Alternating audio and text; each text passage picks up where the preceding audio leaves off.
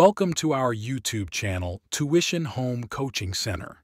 Please subscribe to our channel to get more videos like this. Thank you all.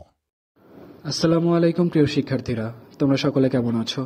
আশা করছি সকলেই খুব ভালো আছো। আজ আমরা দেখব সপ্তম শ্রেণীর বাংলা বইয়ের পৃষ্ঠা 59 এর সমাধান।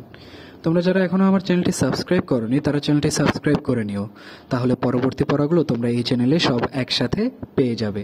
আর পূর্ববর্তী পৃষ্ঠাগুলোর সমাধান প্রয়োজন হলে তোমরা চ্যানেলের প্লেলিস্টে সেই পড়াগুলো দেখে নিতে পারো।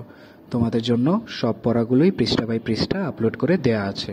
তাহলে চলো শুরু করা যাক আমাদের আজকের পড়াটি। এখানে 59 পৃষ্ঠা দেখো, বলা আছে বাক্য তৈরি করি। নিচের খালি জায়গায় দুটি করে সরল বাক্য, জটিল বাক্য ও যৌগিক বাক্য তৈরি করো। এখানে আমরা দুটি করে সরল বাক্য তৈরি করি। সরল বাক্য দেখো আমরা কিভাবে করি।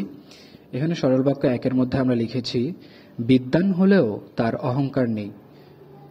এরপর সরল বাক্য 2, পরোপকারীকে সবাই ভালোবাসে। এ দুটি সরল বাক্য, কারণ এদের একটি মাত্র সমাপিকা ক্রিয়া রয়েছে এজন্য। এরপর জটিল বাক্য 1, যেহেতু কোথাও সাহায্য পেলাম না তাই তোমার কাছে এলাম। আবার জটিল বাক্য 2, যারা ভালো ছেলে তারা শিক্ষকের আদেশ পালন করে। এখানে এই জটিল বাক্য দুইটিতে 2টি করে সমাপিকা ক্রিয়া রয়েছে, তাই এই 2টি বাক্য জটিল বাক্যের অন্তর্গত।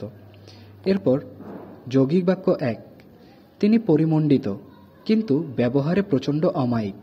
এখানে দেখো এই বাক্যটিতে তিনি পরিমণ্ডিত একটি বাক্য এবং ব্যবহারে প্রচণ্ড অমায়িক আরেকটি বাক্য, এবং এই 2টি বাক্য পরস্পর একটি অব্যয় অর্থাৎ কিন্তু এই শব্দটির মাধ্যমে যুক্ত হয়েছে, এজন্য এটি একটি যৌগিক বাক্য। এরপর দেখো দ্বিতীয় বাক্যটি, স্কুলে পৌঁছেছি আর বৃষ্টি শুরু হয়েছে।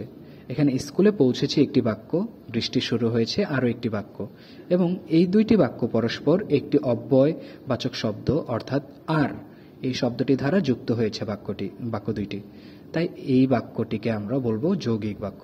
তাহলে শিক্ষার্থীরা আমরা দেখে নিলাম 59 পৃষ্ঠার সমাধানটি। পরবর্তী পৃষ্ঠাগুলোর সমাধান প্রয়োজন হলে চ্যানেলটি সাবস্ক্রাইব করে আমাদের সাথেই থাকো। ধন্যবাদ সকলকে সাথে থাকার জন্য।